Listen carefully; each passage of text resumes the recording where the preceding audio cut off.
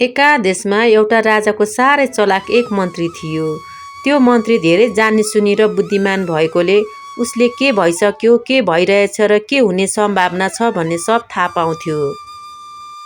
उसले जे काम गर्दा पनि भूत, भविष्य, वर्तमान विचार गरेर भविष्यमा आइपर्ने नतिजा समेतको ध्यान दिने गर्थ्यो। त्यसैले राजाले उसलाई आफ्नो दाहिने हात झैँ सम्मान गरिराखेका थिए। त्यो मन्त्रीको एउटा छोरो थियो। त्यो बाबु त्यति चलाक थिएन। जब ऊ ठुलो भयो, मन्त्रीले आफ्नो छोरोलाई एउटा कुल घरानकी केटीसँग विवाह गरिदियो। दुलै भएर मन्त्रीको घरमा भित्रिएदेखि उनले सासु ससुरा, लोग्ने, घरका सारा परिवारलाई मात्र होइन, नाता कुटुम्ब, छिमेकी, इष्टमित्र सबलाई मान सम्मान तहगत सेवा गरी चित्त बुझाउन सक्ने भएकीले उनलाई कसैले केही भन्ने ठाउँ पाएनन्। सबैले मन पराएकोले उनी सबका आँखाकी नानी नै बनेकी थिइन्। तर सासु चाहेको भने बुहारी भित्रेदेखि उसलाई सिकाउनु अराउनु केही परेन। आफूभन्दा धेरै जानी सुनी भएर थिचोमिचो गर्न नसकेकोले त्यतिको मन पराइन। त्यसैले सासु चाहिँ दिनरात बुहारीले के गर्छे भनी उनी मात्र होइन, काम नपाएका टोल छिमेकी अरूहरू पनि बुहारीको चिवा चर्चा गर्दै पछि पछि लागिरहे। ती बुहारीले पनि आफ्नो बारे कसले के कति चिवा चर्चा गरिरहेछन् सब चाल पाएकी थिइन्। तैपनि कसैलाई केही नभनी केही थाहा नपाए झैँ गरी आफ्नो काम कर्तव्यमा लागि नै रहिन्। एकचोटि मध्यरातमा सारा आकाश कालो बादलले ढाकेर बेजोडले पानी परिरहेको थियो। त्यही बेला त्यो बुहारीको कोठाको झ्यालमुनि एउटा कुकुर रुन आएछ। त्यो कुकुर रोएको आवाज बेतोडले दर्किएर पानी परिरहेको आवाजले गर्दा कसैले सुनेनन्। मध्यरात भएकोले धेरैजसो मानिस निद्रामा मस्त थिए। कुकुर रोएको कसैले वास्ता गरेनन्। तर बुहारीको भने कुकुर रोएको आवाजले निद्रा खुल्यो। कुकुर एकोहोरो तालले रोइरह्यो। त्यो बुहारीलाई पशुपन्छीको भाषा सब आउँदो रहेछ। उनले कुकुर रोएको कारण थाहा पाइन्। राजाको ढुकुटी फोरी चोरेर ल्याउने चोरलाई भालुले मारिदिएछ। धन सम्पत्ति सबै त्यसै अलपत्र परिरहेछ भनेर कुकुरको भाषा बुझ्ने उनलाई त्यो सम्पत्ति सम्हाल्न पर्यो भन्न आएको रहेछ। त्यस्तो कुरा थाहा पाएपछि उनले आफूलाई सम्हाल्नै सकिनन् र बिस्तारै झ्याल खोलेर कुकुरलाई के भनिन् कुनी। कुकुर चुप लागेर बसिरह्यो। त्यो बिहान उनी अघि पछि भन्दा चाँडै उठी घरमा बडार कुडार गरिन् अनि अँध्यारोमै पानी लिन जाँदा खाली गाग्रो बोकेर कुकुरको पछि पछि लागिन्। जङ्गलतिर पुगेपछि उनले त्यहाँ राजाको ढुकुटीबाट चोरेर ल्याएको असर्फी, हिरामोती, जहरत, सुनका थुप्रै गरगहनाहरूको पोका त्यसै अलपत्र पारेर एउटा मानिस मरिरहेको देखिन्। उनले ती सारा सम्पत्ति जम्मा गरी त्यही रुखमुनि खाल्टो खनेर पुरी पानी बोकी सरासर घरतिर लागिन् र आफ्नो नित्य कर्ममा लागिन्। घरको परिवारलाई उनी कहाँ गइन्, के गरिन् केही अत्तो पत्तो भएन। तर छर छिमेकीहरू भने सधैँ ती बुहारीको मात्र चिवा चर्चा गरी रात दिन उनलाई पछ्याइरहने भएकोले तिनीहरूले त्यो रातमा भएको घटनाबारे राम्ररी चियो लिएर बसिरहेका रहेछन्। त्यो राम्रो र असल बुहारीलाई कसरी खोट देखाउने भइरहेका तिनीहरूको लागि त त्यो घटना चिसो नै हुन नदिई त्यही बिहान सासु चाहिँलाई भनिदिए। एकजनाले भनेसम्म त सासु चाहिँले पत्याइन। सबैले एउटै मुखले बोले झैँ त्यही एउटा कुराको चर्चा सुन्नु परेपछि उनको मनभित्रसम्म घुस्यो। उनको लोग्नेले स्वास्नीको कुरा पत्याएन। उल्टो सासु भएर बुहारीलाई नचाहिँदो दोषारोपण गरेर हिँड्ने त्यस्ती राम्री सिलुवती बुहारी पाएर अर्काको ईर्ष्या लागे होला। अरू काम छैन, तिनैको पछि लागेर दोष खोतल्दै हिँडिरहे। त्यस्ताको पछि लागेर आफ्नी बुहारीमाथि कलङ्क लगाउनु खोज्नु अलिकति लाज पनि लाग्नुपर्छ भनेर बेसरी गाली गरे। लोग्नेले भन्नु नभन्नु गाली गरेकाले सासु चाहिँले केही बोल्न सकिन। तर उनको मन भने शान्त भएन। ऊ दिनरात कसैलाई केही नभनी बुहारीको चियो चर्चा गरेर पछि पछि लाग्न थाली। एकचोटि मध्यरातमा बुहारीको कोठाको झ्यालमुनि एउटा स्याल कराउन आयो। त्यो स्यालले म साह्रै भोकाएको छु, 3-4 दिन भयो मैले खान नपाएको। ऊ पर एउटा मुर्दा छ, त्योसँग एउटा मणी भएकोले मैले छुन सकिन। त्यो मणी तिमीले लिनु र मलाई लास खान देऊ भनिरहेको रहेछ।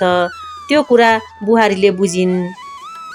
स्याल कराएको आवाज त सासुचाइले पनि सुनेकी थिए, तर के भनेको हो केही बुझिन। बुहारीले झ्याल खोलेर हेरिन्। सासुचाइले पनि हत्तपत्त हेरी। बुहारीले स्याललाई धपाएर पठाइन्। भोलिपल्ट पनि झ्यालमुनि आएर स्याल कराउन लाग्यो। बुहारीले झ्याल खोलेर हेर्ला कि भन्ने आशले सासूले आफ्नो लोग्नेलाई उठाएर झ्याल खोलेर नहेरी खाली प्वालबाट मात्र चियाएर दुवैले हेरिरहे। सासू ससुरा दुवैले झ्यालको प्वालबाट चियाइरहेको बुहारीले सब चाल पाइन्। उनी त्यो स्याल जति कराए पनि वास्ता नगरी चुप लागिरहिन्। स्याल दिनहुँ आएर कराउने गर्न थाल्यो। स्याल कराउन आएकी सासू ससुरा दुवै चियाउने गर्न थाले। तिनीहरू दुवैले त्यो स्याल किन कराउन आउँछ भन्ने केही कुरा थाहा पाएनन्। खाली एक्लो स्याल कराउन आएको राम्रो लक्षण होइन भन्ने कुरा गरिरहन्थे। बुहारीलाई भने सासू ससुराले चियो गरिरहेछन् भन्ने पनि थाहा थियो। स्यालले दिनहुँ आई मर्नी साथमा हुनाले लास कुहिन पनि सकेन। उसले पनि खान पाएन। लासबाट मर्नी हटाइदिएर मेरो भोक शान्त पारिदिनुस् भनेर भनिरहेको पनि बुझिरहन्। बुहारीले पशुपन्छीको भाषा जानेर स्यालले कराउन आउन पनि छोडेन। रात भयो कि त्यो स्याल कराउन आइहाल्थ्यो। बुहारीलाई स्यालको दुःख पुकार सुनेर साह्रै दया जाग्यो।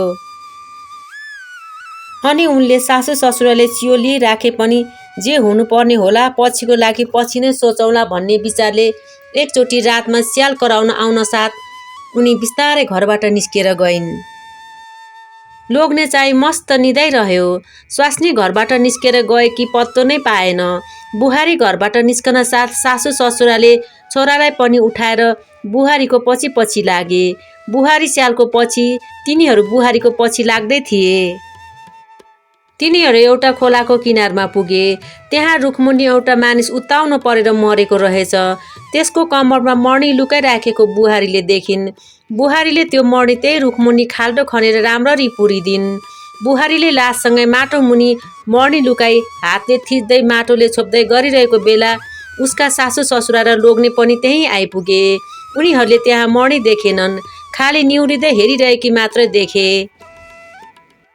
तिनीहरूले बुहारीलाई मुर्दाको मासु खान निहुरिरहेको ठानेर बुहारीलाई राक्षसनी सम्झी त्यसले तिनीहरूलाई पनि खान बेर छैन भनेर त्यहीँदेखि जगल्टा समाएर कुट्नसम्म कुटी लछार पछार गर्दै घरमा ल्याएर झ्याल ढोका केही नभएको चिसो छिडीमा थुनिदिए। तिनीहरूले आफ्नो बुहारीको कुरा कसैलाई केही भनेनन्, खाली बुहारी माइत गइन् मात्र भने। तिनीहरूले बुहारीले त्यही भित्र थुनेर मार्ने विचारले खान पिउन केही नदिई त्यसै भित्र राखेर ताला लगाएर राखे। बुहारीलाई अँध्यारो छिडीमा भोकभोकै थुनिराखे। त्यस्तो सानो छिडीमा दिसा पिसाब त्यहीँ गराई कसैले हेर्नसम्म पनि गएनन्। तर त्यो बुहारीले भने त्यसरी कसैले वास्ता नगरी भोकै बसिरहे पनि उसको जिउ मात्र त्यहाँ, उसको आत्मा कहाँ कहाँ भने झै अलिकति पनि जस्ताको त्यस्तै एक थोपा रगत एक टुक्रा मासु पनि घटेन। अनि सासू ससुराले बुहारी त पक्कै राक्षसी नै हो भन्ने ठाने। एक दिन तिनीहरूको देशमा एउटा दैत्य आई त्यहाँका सारा जनतालाई मारी चिहान बनाइदिने विचार गरी बग्दै गइरहेको खोलाको निकासा थुनेर आनन्दले सुतिदियो। त्यो दैत्य अदृश्य भएर बसिरहेकोले कसैले देख्नै सकेनन्। त्यसैले त्यहाँका बासिन्दालाई दैत्यले गर्दा निकासा बन्द भएको भन्ने पत्तै भएन। सबैको मनमा पहिरोले गर्दा पानी थुनिएको भन्ने मात्रै लागेको थियो। तिनीहरूले पहिरो गएको हिलो माटो पन्चाउँदै गए। जति पन्चाए पनि जस्ताको त्यस्तै खोलाको पानी बगेर जानै सकेन। पानी दिन प्रतिदिन बढ्दै गए। देश जलमग्न भयो। सारा घरखेत पानीमा डुब्दै गइरहे। त्यस्तो देशमा आपतकालीन अवस्था आइरहेको बेला मध्यरातमा बुहारी बन्द गरिराखेको छिडीमा सानो झ्यालमुनि एउटा काग आएर कराउन थाल्यो। कागले विभिन्न स्वर निकाली रातभर कराउनसम्म करायो। कसैले वास्ता गरेन र फर्केर गयो। भोलिपल्ट पनि त्यही समयमा कराउन आयो। पर्सिपल्ट पनि गर्दा गर्दै मध्यरात भयो कि दिनदिनै कराउन आउने गर्न थाल्यो। दिनदिनै त्यही समयमा त्यही ठाउँमा बसेर काग कराउन गर्न थालेकोले सासू ससुरा दुवैको मनमा बुहारीकै कारणले कराउन आएको होला यो काग भन्ने चिसो पसेछ। काग कराइरहेको बेला तिनीहरू दुवैले बुहारी थुनिराखेको छिडीमा कान थापेर ध्यान दिएर बसिरहे। काग कराइरहेको तिनीहरूले केही बुझेनन्। छिडीभित्रबाट बुहारीले कागसँग कुरा गरिरहेको भने राम्ररी बुझे। बुहारीले कागलाई कोही गर्ने कोही गराउने हाम्रो हातमा केही छैन। देशमा आइपरेको अवस्थाबारे तिमी र मलाई मात्र थाहा छ। स्यालका लागि मेरो यो गति भयो। अब मैले गर्न सक्ने केही छैन। देशमा आइपरेको अवस्था तिमी र मलाई मात्र थाहा छ। उपाय के छ तिमी नै भन। देशको सम्पत्ति कुकुरलाई पनि थाहा छ। मेरो त दिन सकियो, उसलाई नै भन भनिरहेको रहेछ। ती दुवै सासू ससुराको मनमा देशमा आइरहेको अवस्था पनि आफ्नै बुहारीको कारणले होला जस्तो लाग्यो। त्यो दिन ससुरा चाहिँ दरबार गएर आफ्नी बुहारीको सारा वृत्तान्त कोही नभएको मौका पारी राजालाई भनिदियो। राजाको सबभन्दा विश्वासिलो आफ्नो मन्त्रीले आफूलाई विश्वास नगरी आफ्नो घरको केही कुरा नभनेको थाहा पाएर मन्त्रीदेखि राजाको साह्रै रिस उठ्यो। देशमा आइपरेको बेला भनेर राजाले मन्त्रीलाई केही भनेन। राजा कहाँ पनि दिनदिनै मध्यरात भएकी एउटा कुकुर कराउन आउने देशको सम्पत्ति कुकुरलाई पनि थाहा छ भनेर बुहारीले भनेकाले राजालाई कुकुरले केही भन्न आए कि भन्ने मनमा लाग्यो। तर राजाले त्यो कुरा मन्त्रीलाई भनेन। बुहारीको सारा वृत्तान्त मन्त्रीले राजालाई सुनाएको कुरा राजाले सुनि मात्र रहे। कति बेरसम्म बोल्नै सकेनन्। मन्त्रीको सारा कुरा सुनिसकेपछि राजाले मन्त्रीलाई बुहारी थुनिराखेको कोठाको साँचो खोलिदिएर ऊ कहाँ जान्छे के गर्छे उसले थाहा नपाइकन उसको पिछा गर्ने सल्लाह दिए। राजाले बुहारी चान्चुने होइन भन्ने ठाने, तर मन्त्रीलाई केही भनेनन्। राजाले मन्त्रीको घरको रहस्य बुझेनन्। मन्त्रीले थाहा नपाउने गरी गुप्तचर पठाइदिए। त्यो दिन मन्त्री अबेला घर फर्केर गयो। उसले राजाले भने जस्तै गरी बुहारी थुनिराखेको छिडीको साँचो बिस्तारै खोलिदियो। उसले ताला खोलिदिएको कुरा घरमा कसैलाई भनेन, तर उसकी बुहारीले भने भित्र बसेर पनि ताला खोलेको चाल पाइन्। उनी कहाँ कहिले कराउन आउला भनेर कुरिरहिन्। ससुरा बुहारीको चियो लिन जागराम भइरह्यो भने गुप्तचरहरू मन्त्रीको चियो लिन गुप्त भेषले यताउति डुलिरहे। मध्यरातमा नियमित झै काग कराउन आउन साथ बुहारी ढोका खुलेर हुरुरु घर बाहिर निस्केर गइन्। बुहारीको पछि पछि उनको ससुरा र ससुराको पछि पछि राजाले पठाएका गुप्तचरहरू पछि लाग्दै गए। बुहारी हावा जस्तै बेगले दगुर्दै गएकाले उनीहरूले भेट्टाउन सकेनन्। बुहारी सरासर खोला छेउको रुखमुनि गएर त्यहाँ मरेको मानिससँग लिएर गाडी राखेको मणी खाल्टो खनेर निकालिन्। मणी हातमा लिन साथ ती बुहारी जोजलमान भएर परी उडेर गए झैँ हिँड्नै नपरिकन सुरुरु गइन्। उनी सरासर पहिरो आएर खोलाको निकासा रोकिराखेको ठाउँतिर गइन्। बुहारीको चर्तीकला देखेर एकअर्काको चिवा लिइरहेको ससुरा र गुप्तचरहरू छक्क परे। तिनीहरू सबै बुहारीको पिछा गर्दै गए। बाटोमा राजासँग भेट भयो।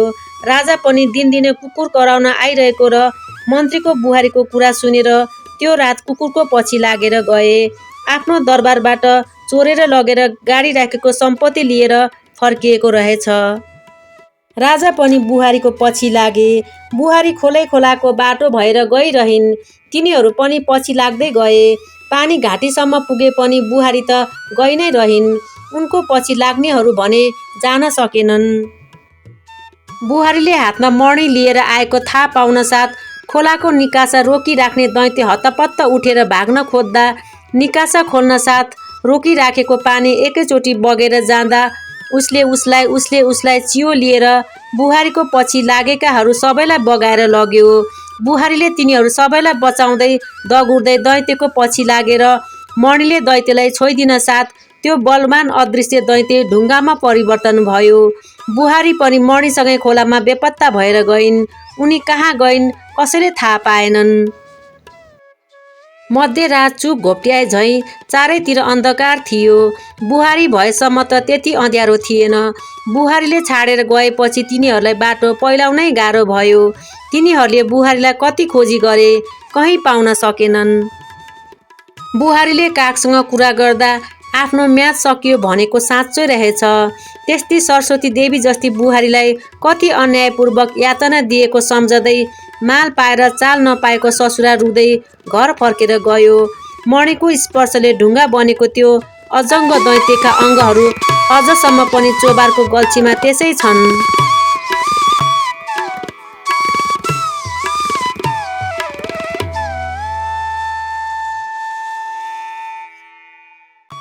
साथीहरू, हजुरलाई कथा कस्तो लाग्यो? यो कथाको सङ्कलक हुनुहुन्छ रेवती राज भण्डारी। कथालाई लाइक, कमेन्ट, सब्सक्राइब गरिदिनु होला। फेरि नयाँ कथा लिएर आउनेछु। धन्यवाद।